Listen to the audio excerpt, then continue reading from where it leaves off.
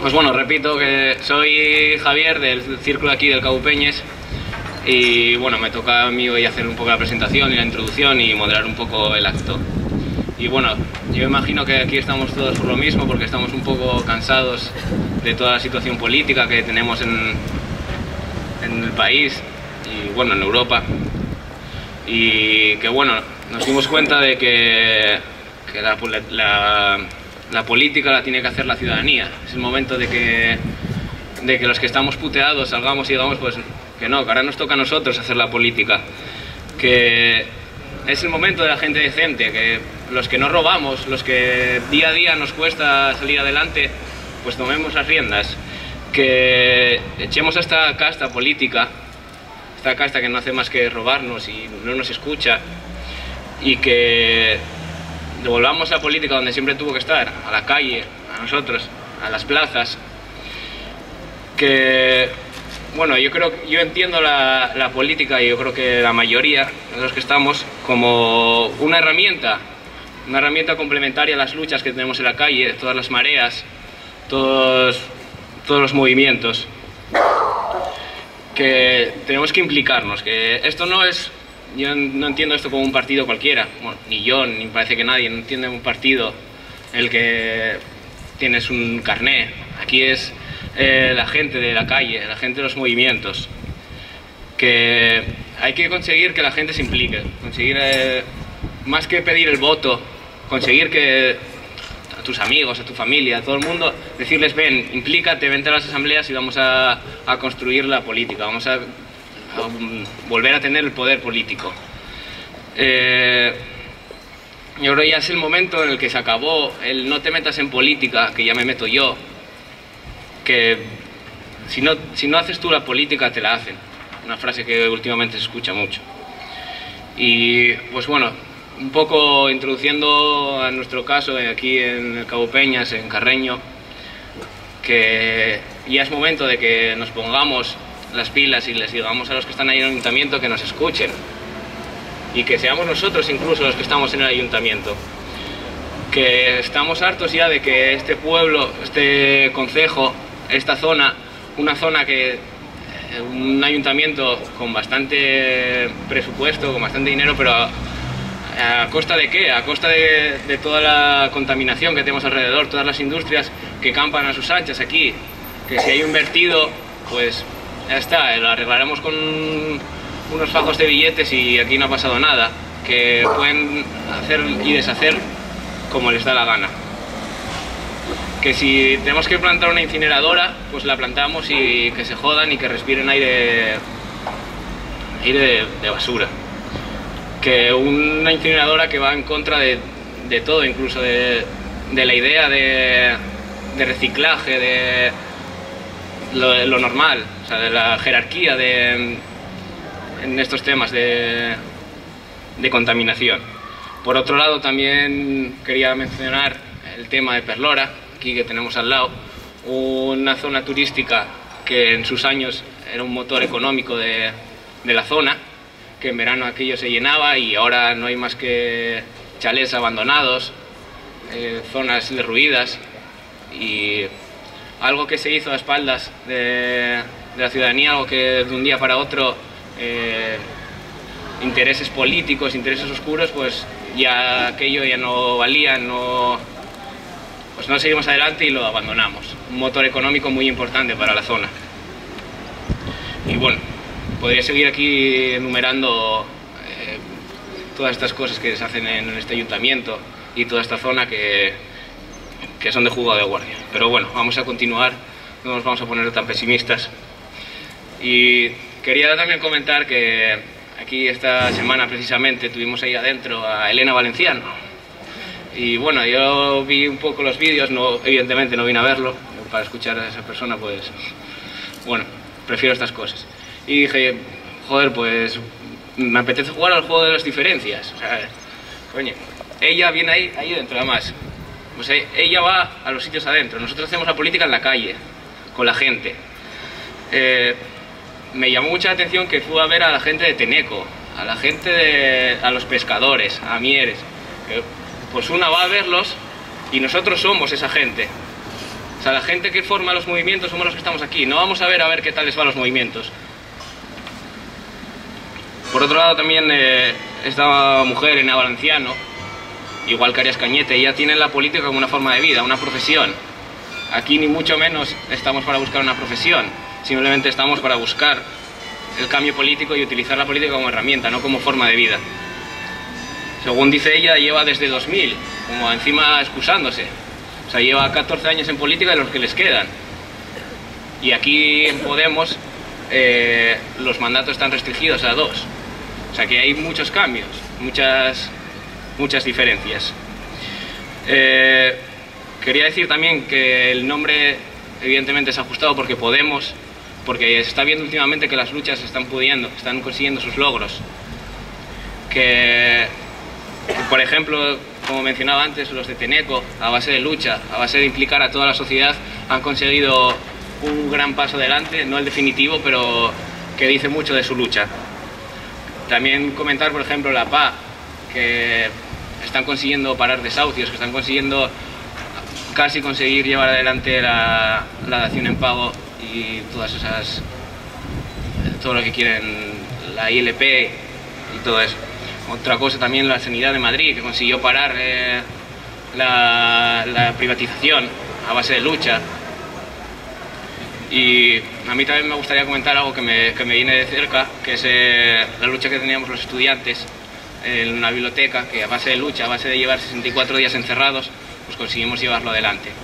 Que la lucha sirve y que poniendo los huevos, perdón por la expresión, pero trabajando se pueden llevar cosas. Y comentando esto también de la biblioteca y un poco con lo de Elena Valenciano, yo me gustaría hablar un momento de los movimientos en los que yo me muevo, en la educación, en los movimientos estudiantiles de la Universidad de Oviedo. Y es que desde ahí hay mucho paralelismo con todo esto que está surgiendo, con Podemos, que sí, la herramienta política.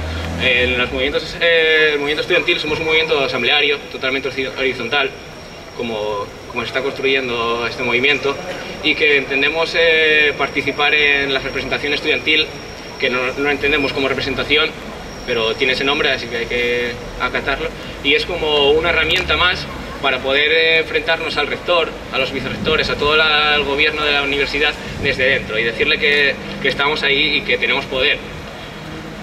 Allí tú puedes ver como el PP y el PSOE desde pequeñinos aprenden a robar.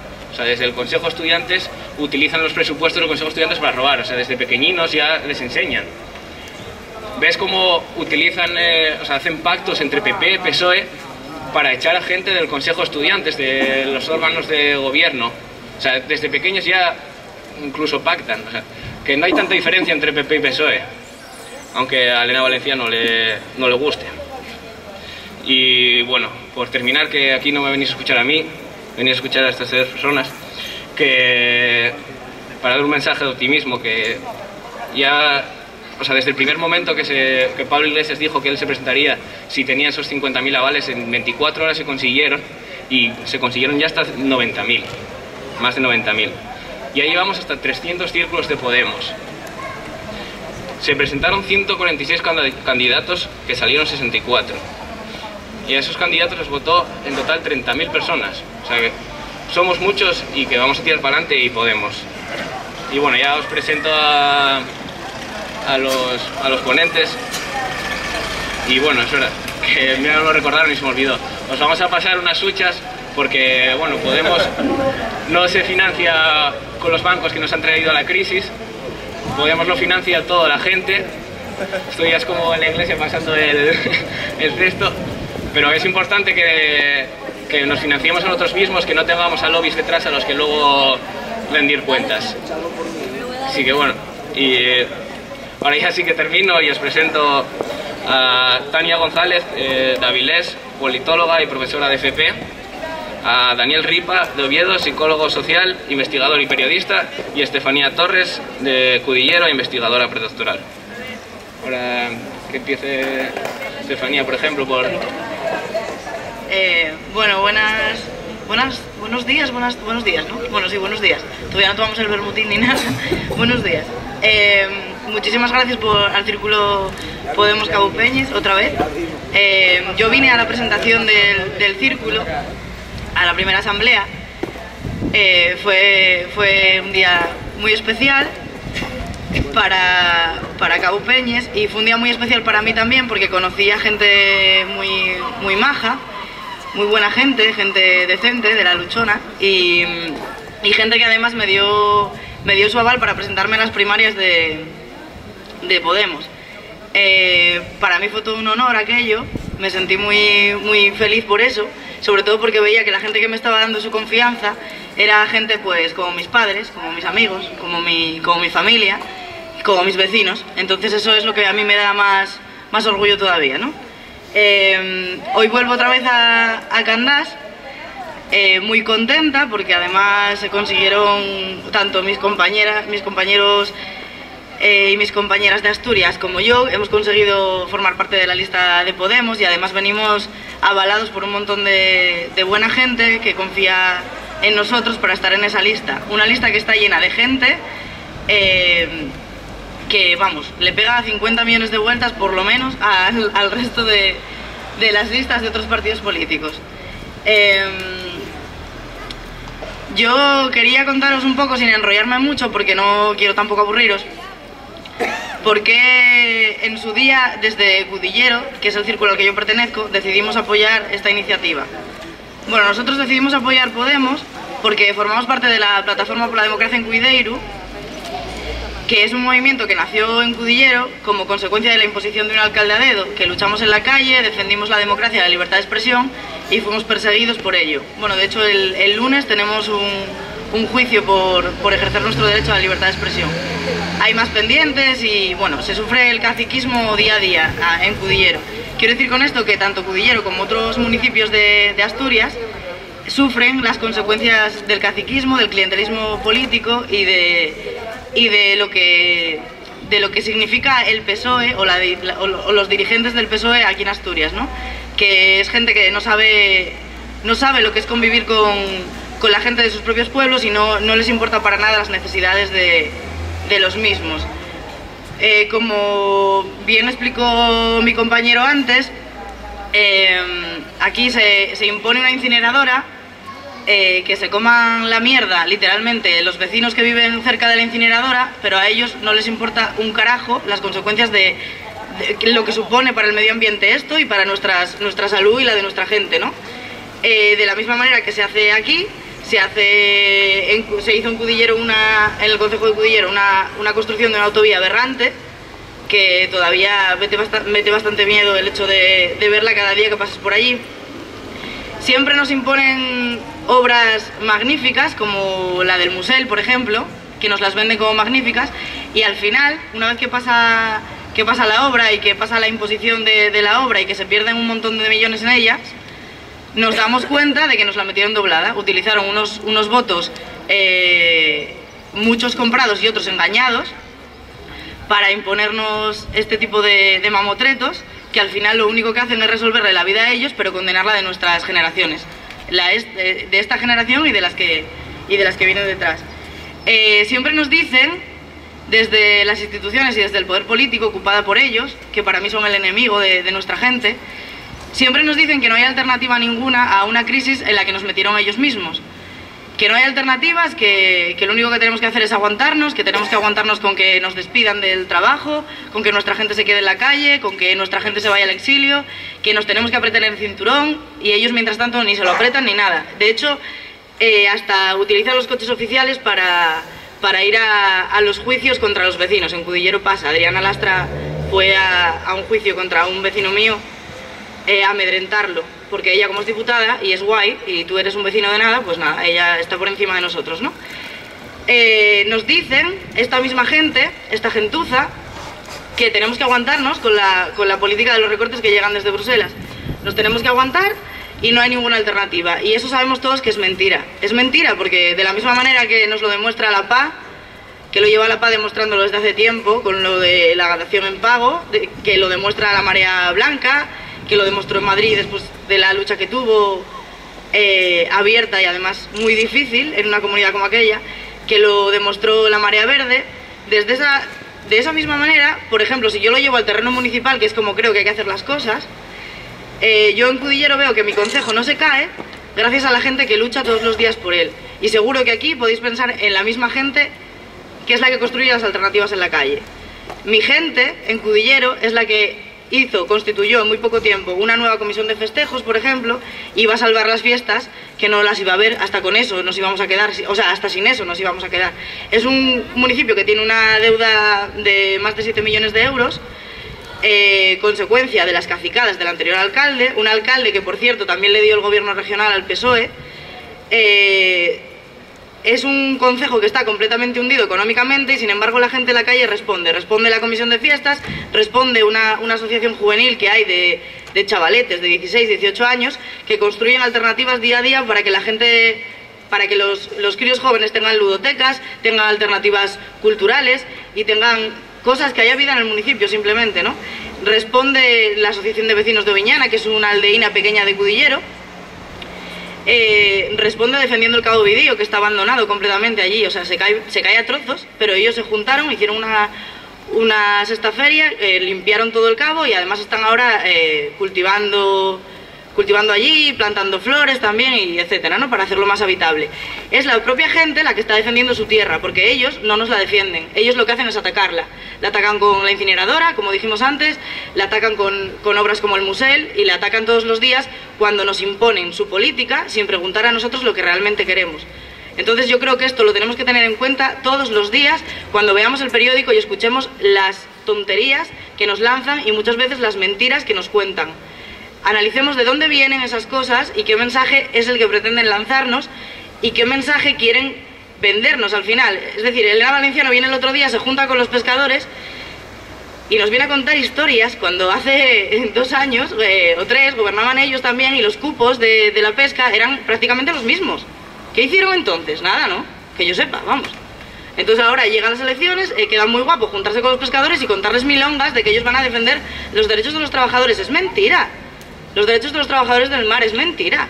En Cudillero 80 metros de puerto se nos cayó porque vino una ola que se los llevó, porque la obra del puerto de Cudillero estuvo hecha de manera pésima, con materiales de la peor calidad, porque ellos anteponen sus intereses a los intereses de la gente y al final los pescadores se ven pues indefensos, olvidados.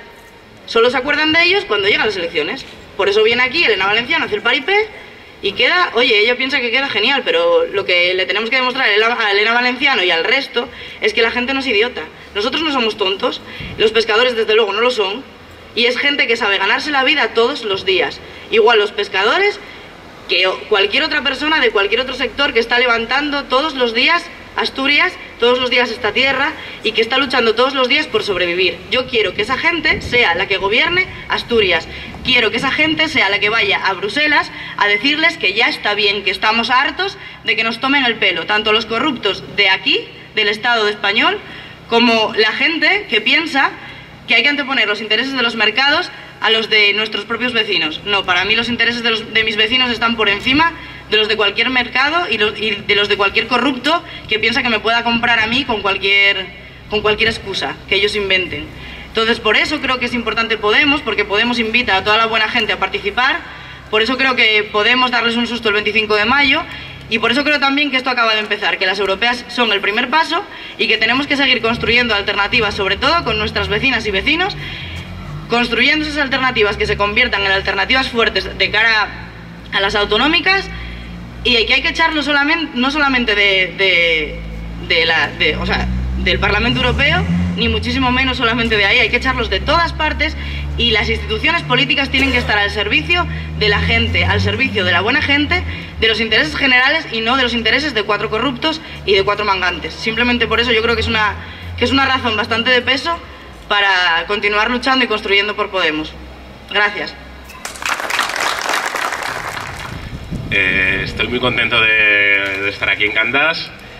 En primer lugar porque aposté una cena y la gané. Ayer a un amigo en Oviedo, él decía que no iba a haber 30 personas interesadas en Candás en un proyecto como Podemos, y yo decía que iba a haber 30 personas, ya veremos si de Podemos o no, pero que al menos les producía curiosidad saber si había alguna oportunidad de cambiar las cosas, ¿no? Entonces, gracias a todos vosotros, prometo reinvertirlo en la hucha que os han pasado, pero bueno, también estoy muy contento, sobre todo porque estoy compartiendo mesas con personas que conocía antes de Podemos y que conocía en luchas, cada uno en sus diferentes ámbitos.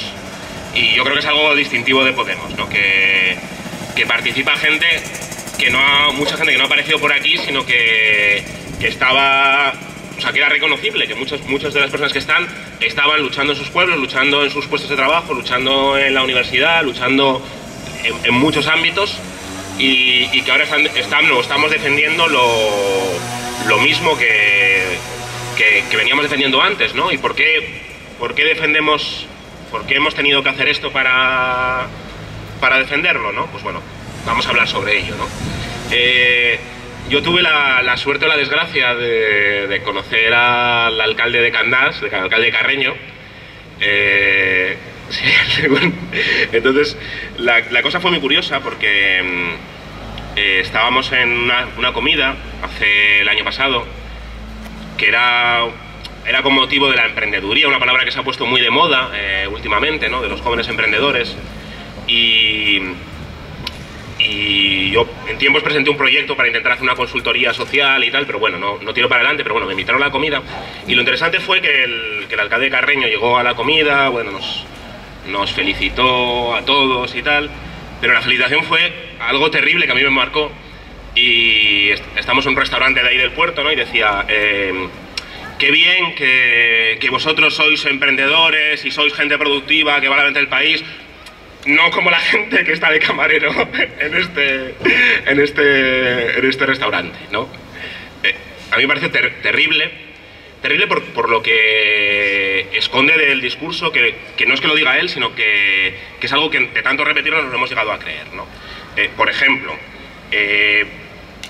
la persona la COE, cuando decía que teníamos que irnos a Laponia a trabajar, como si ellos lo hiciesen, Fátima Báñez, ministra de Empleo, que nunca ha trabajado en ninguna empresa que no sea suya o que no sea para la administración, ¿no? Esta es la clase de gente que da lecciones de tal. Severino García Vigón, expresidente ya de la patronal asturiana y presidente de la Cámara de Comercio de Oviedo, y que tuvo que dimitir porque falseaba las facturas del IVA, o sea, no pagaba el IVA, ¿no? Y esta es la gente que daba lecciones sobre ética, sobre trabajo, esfuerzo, etcétera.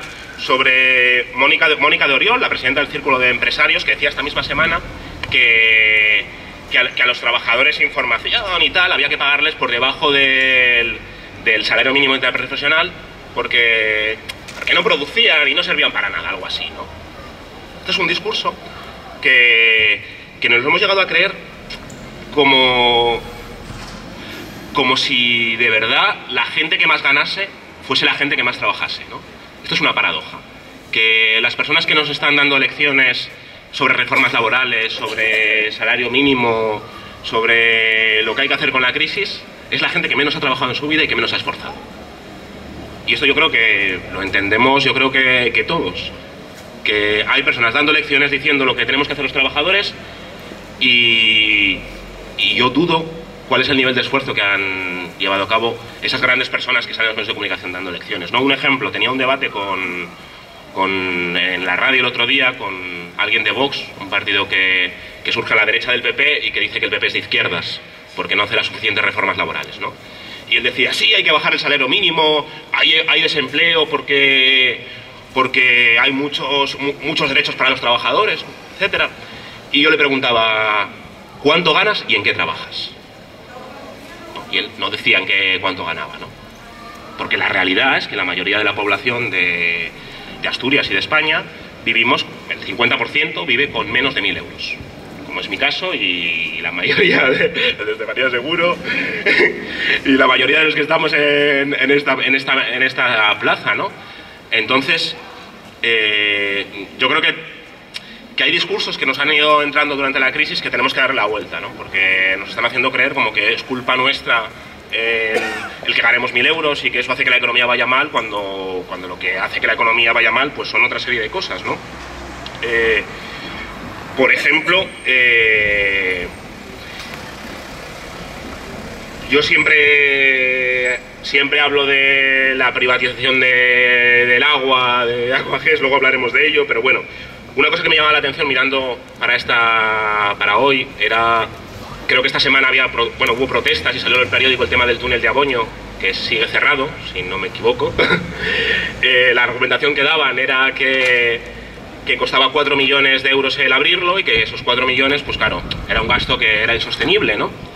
Y acababa así, ¿no? Una rueda de prensa con Rosa Aza, que era la presidenta de la autoridad portuaria de Gijón, y el alcalde de Carreño, que salía a avalar la postura de la señorita de la autoridad portuaria de Gijón, ¿no?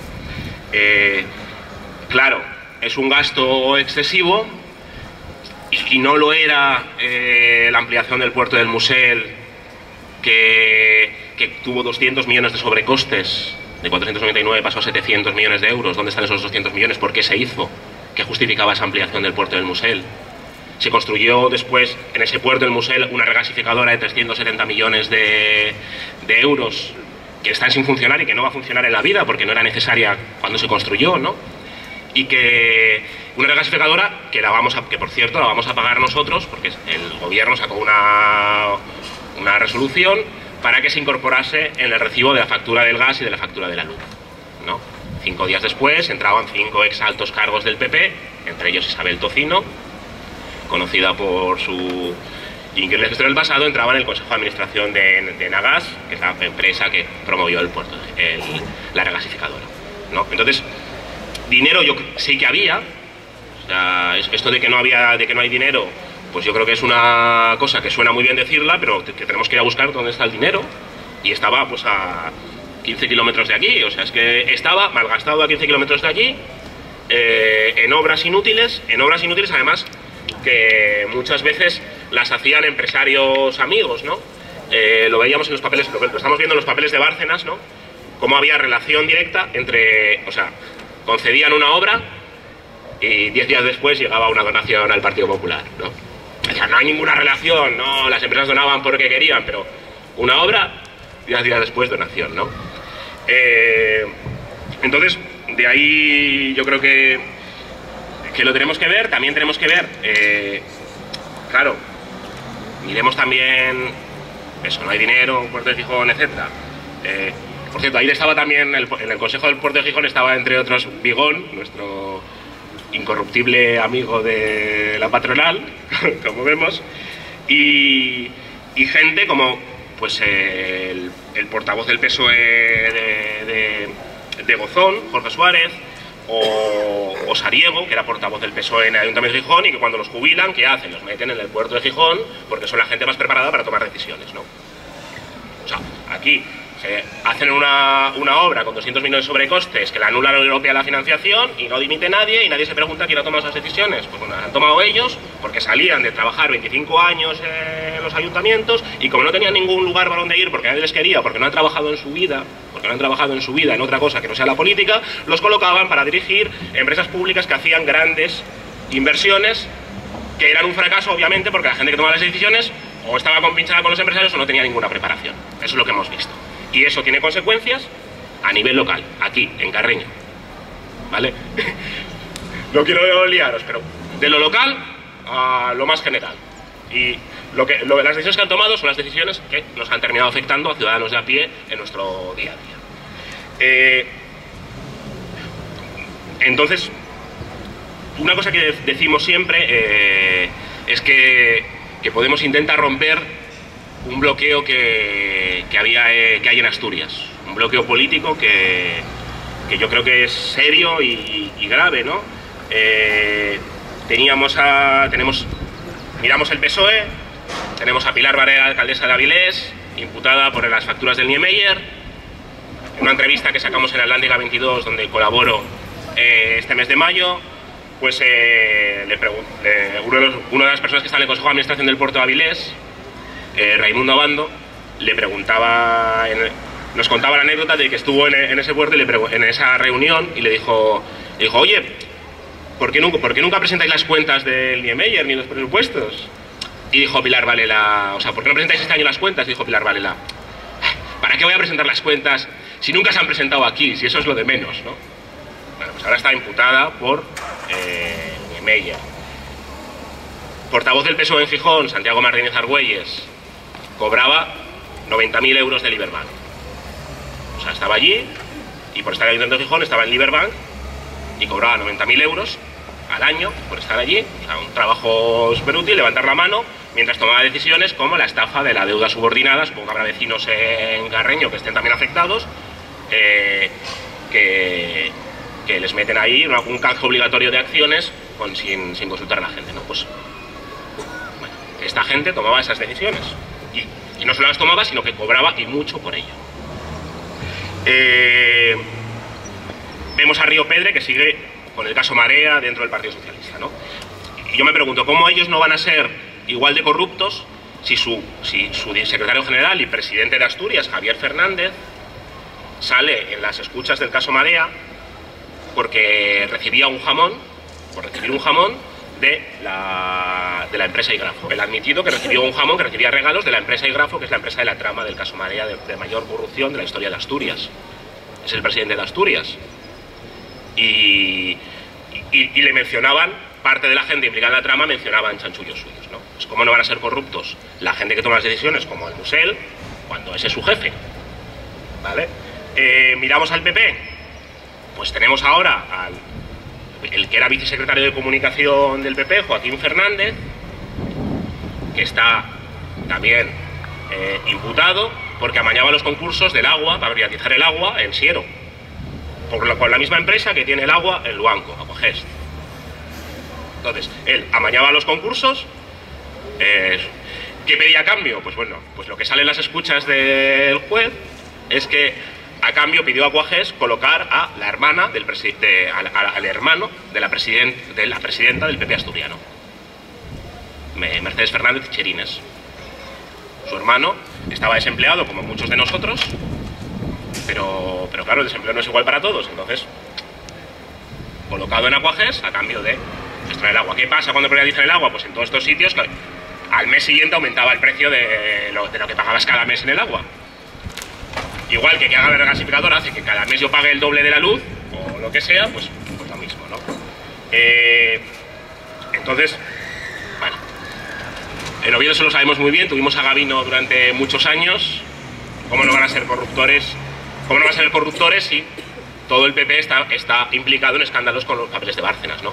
¿Cómo no lo va a hacer él eso? O sea, ¿cómo no va a hacer él eso cuando todos sus jefes están recibiendo sobres de grandes empresas? Lo vemos en Foro Asturias. Cascos llegó para ser el regenerador de la política en Asturias. Y su gestión, lo que sale en estos dichosos papeles de Bárcenas, que ya los ha peritado el juez y ha dicho que son verdaderos, es que recibía el PP sobres por cada donación que hizo en los túneles de la variante del Pajares. ¿Vale? El AVE Asturias, que nunca va a llegar porque están inundados, porque aprobó las obras antes de hacer ningún estudio geológico.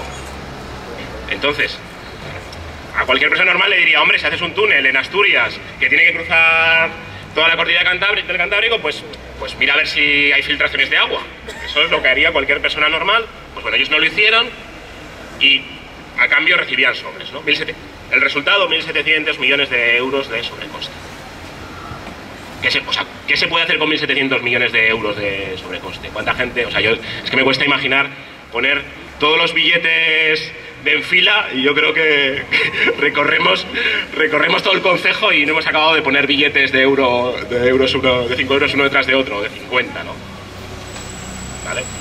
Pues ese es el regenerador de la política asturiana. 1.700 millones de sobrecostes a democratizar Asturias cuando todas las asambleas locales de su partido son gestoras donde le ha puesto a dedo a quién está y quién no está. O sea, ¿cómo se puede regenerar cuando tú pones a dedo a quien te gusta y quien no te gusta? Te mete y te quita. Vale. Vemos, no es lo mismo, pero bueno, vemos en Izquierda Unida, Ángel González, portavoz parlamentario en el Parlamento asturiano, imputado por prevaricación. Y sigue allí. Lo vemos en UGT, etcétera. Lo hablábamos antes de la patronal. Por eso decimos que hay un bloqueo en Asturias. Porque hay un problema generalizado de corrupción que afecta a todos los partidos, que afecta a todas las instituciones y que está afectando directamente a nuestras condiciones de vida.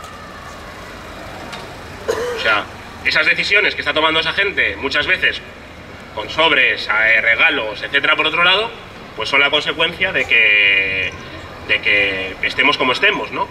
En mi caso yo he tenido que emigrar varias veces a trabajar en el extranjero. Hay gente, seguro que conocéis muchos casos de familiares, amigos, etcétera, que han tenido que irse o a Madrid, o a Londres, o a Berlín, o a donde sea, no a llevar maletines, sino a trabajar. Pues eso está relacionado, ¿no? Me decía una amiga que me juntaba en Londres la semana pasada, me decía, se va a casar, viene para casarse a Asturias y se vuelve a marchar, ¿no? Dice, a mí me gustaría trabajar, pero me ofrecen trabajar por 500 euros pagándome yo el seguro de autónomos. ¿No? Así no puedo vivir.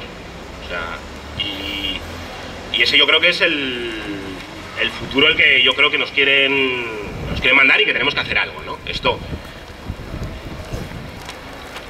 Y ahí está yo creo que dos preguntas clave, y termino, no me quiero enrollar, dos preguntas clave, ¿no? Vale, sabemos, eso es lo que estáis pensando, ¿no? Sabemos que son muy malos, sabemos que no, o sea, esto ya lo sabemos, ¿no? Uno, ¿qué vais a hacer? O ¿qué se puede hacer? O si se puede hacer algo. Y otra, ¿cómo sé yo que no sois lo iguales? Que no me estáis aquí vendiendo una moto y luego vais a hacer lo contrario, ¿no? Me decían, teníamos acto el otro día en Cudillero y me venía una chica y me decía, pero ¿cómo sé que yo me puedo fiar de vosotros, no?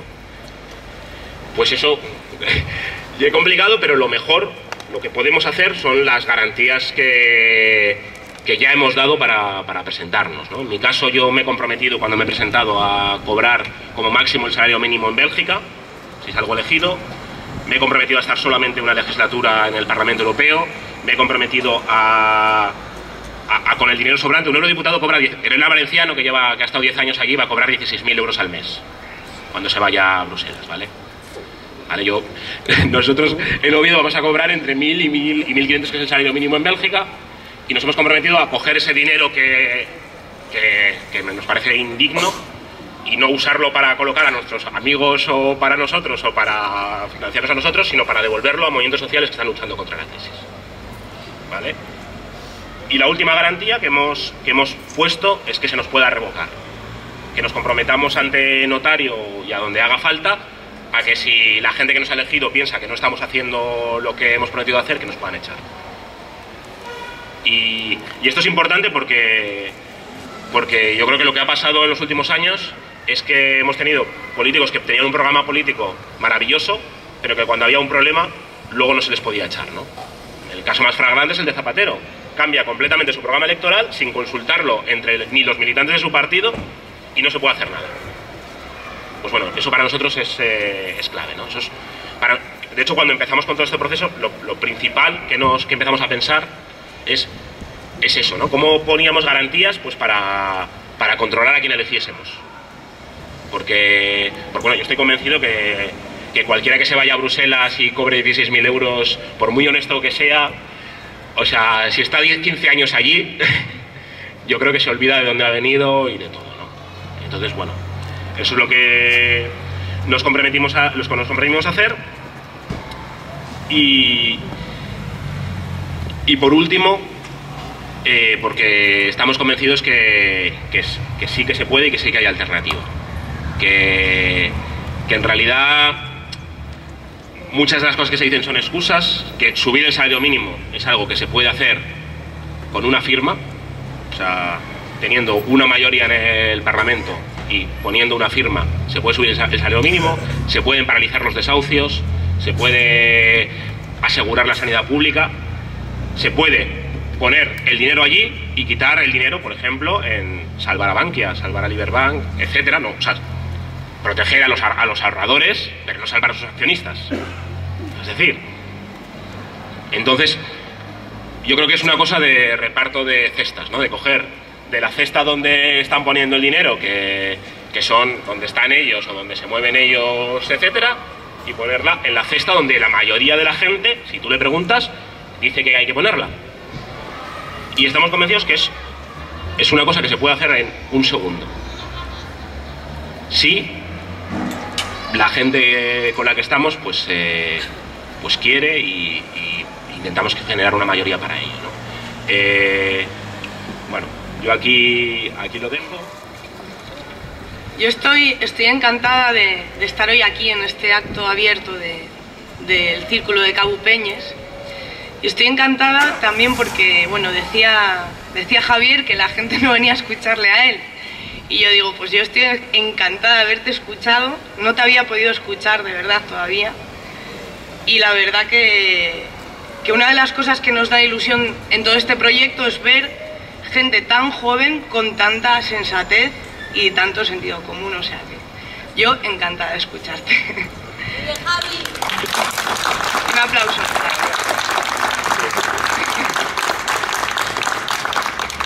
Y bueno, estoy encantada de estar en lo que para mí es un acto de reapropiación simbólica de los espacios que son nuestros, de las calles, de las plazas.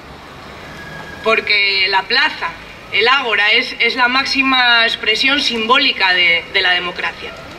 Tenemos que preguntarnos cuál es la esencia de la democracia. Tenemos que preguntárnoslo porque estamos viviendo un momento en el que esa esencia de la democracia se está perdiendo. La esencia de la democracia no está en las decisiones que se toman en los despachos de los partidos que nos gobiernan, no está ahí. Y tampoco está representada la esencia de la democracia en los intereses privados, económicos de las élites que nos gobiernan.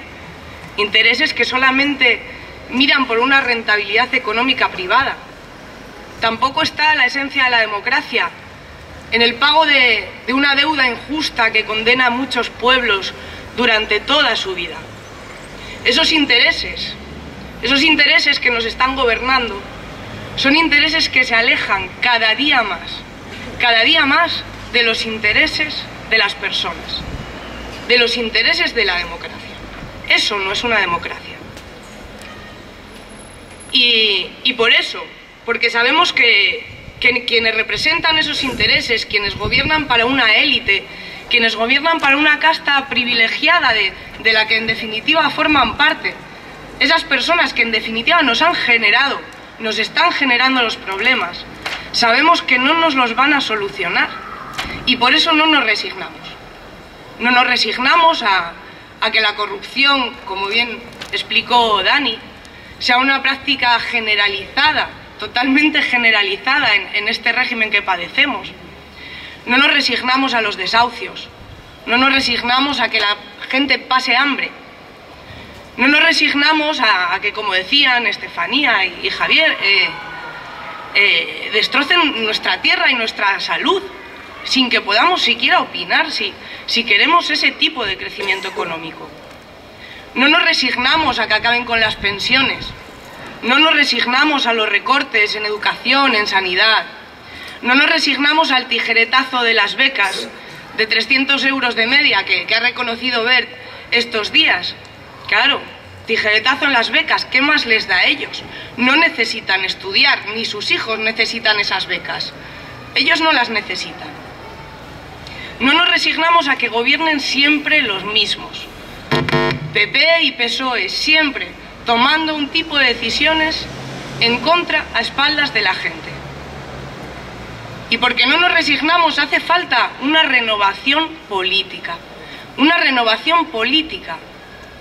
Como decía Javier, como decimos muchas veces, si no hacemos política nos la hacen. Y tenemos que encontrar una manera de generar una renovación política, de hacer política de otra manera. Y eso no puede pasar sin la gente. Es necesario que manden las personas. ¿Qué es si no es una democracia que manden las personas?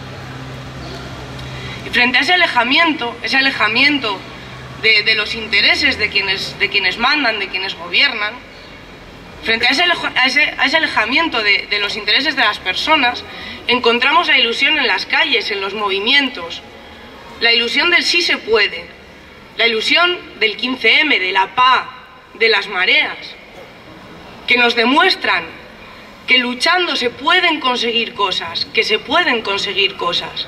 Y además no solamente nos aportan la ilusión del cambio, sino que también nos aportan las claves del cambio. No tenemos que complicarnos mucho. En materia de vivienda, ¿qué tenemos que pensar? Está la PA haciendo un inmenso trabajo en materia de vivienda, solo hay que escuchar a la PA. En materia de sanidad, ¿a quién hay que escuchar?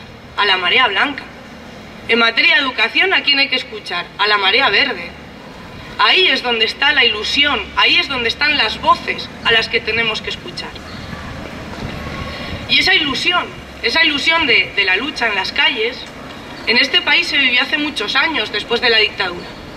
Porque no nos olvidemos, no nos podemos olvidar, no podemos dejar que nos roben el relato de nuestra historia. En este país hubo mucha gente ilusionada por el cambio, mucha gente ilusionada por un interés común, por una justicia social, mucha gente que luchó por la democracia, mucha gente con ilusión. Y esa ilusión la han destrozado quienes llevan años gobernando a espaldas de la gente, convirtiendo los bienes públicos, los bienes que son de todos y de todas, en bienes privados que vender a sus amigos y a ellos mismos, de los que sacar partido. Esa gente que nos lleva gobernando, que está vendiendo el país, como en Portugal, un país vecino del sur de Europa que sufre como nosotros y como nosotras las consecuencias de esta forma de gobierno. Todos estos días en Portugal, las grandes ciudades, en los principales núcleos de población, la gente ha salido a las calles, pero no solo a celebrar el 40 aniversario de la Revolución de los Claveles. Han salido a reivindicar el espíritu de la Revolución de los Claveles, a reivindicar el espíritu de la democracia, ante una clase política que se encierra en el Parlamento y gobierna de espaldas a la gente y vende el país, y que no sabe lo que es la democracia. Ante esa clase política la gente está saliendo a las calles y está diciendo que no se olvida de la democracia, que quiere recuperarla. Y no nos podemos olvidar de la democracia. Tenemos que recuperarla, la democracia y la soberanía. Tenemos que recuperarla. Y es posible, nos hacemos esa pregunta, ¿es posible recuperar la democracia, recuperar la soberanía? Quienes llevan años gobernando nos dicen que no es posible, nos niegan esa posibilidad, pero es que también niegan los abusos y también niegan la corrupción, y sabemos de sobra que es mentira. Entonces, si no se puede, ¿qué nos queda? Esperar a que la miseria sea algo generalizado, a que sea algo asumido por la gente. Nos queda esperar a eso, por este camino por el que nos llevan.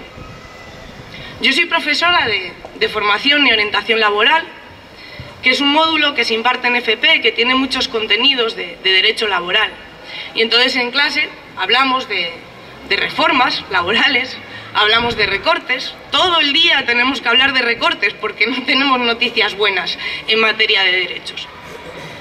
Y hace poco una alumna me preguntó, hablando de esto, me decía, yo es que esto, veo que la cosa está muy mal. Yo hace años trabajaba, porque bueno, doy clase en un centro de adultos, es gente que ya ha trabajado, y me decía, yo hace años trabajaba y bueno, ganaba dinero y podía vivir medio bien, pero ahora o no trabajas o si trabajas no llegas a final de mes. ¿Tú crees, Tania, que esto algún día lo vamos a ver como algo normal? ¿Crees que la gente verá normal? En definitiva, me estaba preguntando si yo creo que la gente algún día verá normal la pobreza y la miseria. Y claro que no podemos esperar a ese momento. Ahora el sentido común está de nuestra parte, sabemos, estamos cansados y cansadas. Las personas están indignadas ante esta situación. Y es el momento de aprovechar esta indignación para tratar de cambiar las cosas. No podemos esperar a que la situación sea mucho más difícil de revertir, porque ahora lo sabemos que se puede. Entonces, cuando nos dicen que no se puede, decimos, claro que se puede, lo que pasa es que no queréis. Y se puede si obedecemos a la gente. Se puede si obedecemos a la gente porque, en definitiva, ¿qué es la democracia? Como decía antes, obedecer a la gente. Mirar por los intereses de las personas. Atender a las necesidades reales de las personas. Eso es la democracia. Que nadie pase hambre. Que todo el mundo tenga una vida digna. Que todo el mundo pueda opinar sobre las decisiones que le incumben. Eso es la democracia. Y cuando nos dicen que no se puede, decimos que sí. Decimos que sí se puede. Decimos que sí se puede porque somos muchas más las personas que estamos cansadas de aguantar los abusos de quienes nos gobiernan. Porque somos muchas más y porque tenemos razón. Claro que podemos, claro que se puede. Y claro que podemos establecer mecanismos de control ciudadano de la política y de la economía. Podemos hacer una auditoría ciudadana de la deuda y si es ilegítima no se paga. Podemos cambiar, hacer una reforma fiscal integral que saque el dinero de donde está, de las grandes fortunas y no de las personas que ya no tienen nada. Podemos crear mecanismos que permitan a la gente participar y tomar decisiones, que la voluntad de la gente se convierta en leyes. Podemos hacer que sea habitual, que sea normal que haya referéndums, que sea habitual, que sea normal que haya iniciativas legislativas populares. Podemos, como decía Dani, buscar maneras que eviten la corrupción, luchar contra la corrupción. Podemos evitar la profesionalización de la política. Podemos evitar que la política sea un mecanismo para el lucro personal de unas pocas personas. Podemos hacer crear instituciones que permitan a las personas decirle a sus representantes políticos, cuando día tras día incumplen lo que han dicho que iban a hacer, que las personas puedan decirle, hasta aquí has llegado, tú te vas. Podemos hacerlo. El 25 de mayo tenemos una cita en Europa. Tenemos una cita que puede ser un primer paso para ir a Europa a desobedecer esos intereses que no nos representan, a desobedecer a la Merkel, a desobedecer a los bancos y a construir otra Europa, a buscar aliados para construir otra Europa, la Europa de la gente, la Europa de las personas, la Europa de los derechos, que hoy en día están reservados solamente para unos pocos. A esa cita electoral le tienen miedo. Y no le tienen miedo por las 4 personas que estamos hoy aquí hablando. A esa cita electoral le tienen miedo porque tienen miedo a la gente que no se resignan, porque saben que somos muchos más y que somos muchas más. Tienen miedo a la gente que lucha.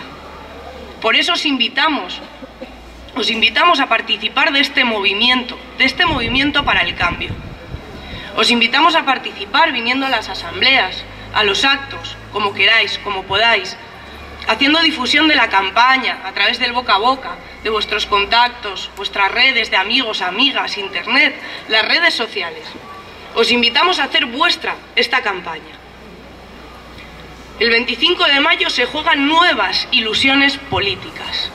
Las ilusiones políticas de la gente que está cansada, de la gente que no se resigna, de todas las personas que tienen voluntad de cambio. Y persona a persona, voto a voto, lucha a lucha, podemos conseguir un cambio.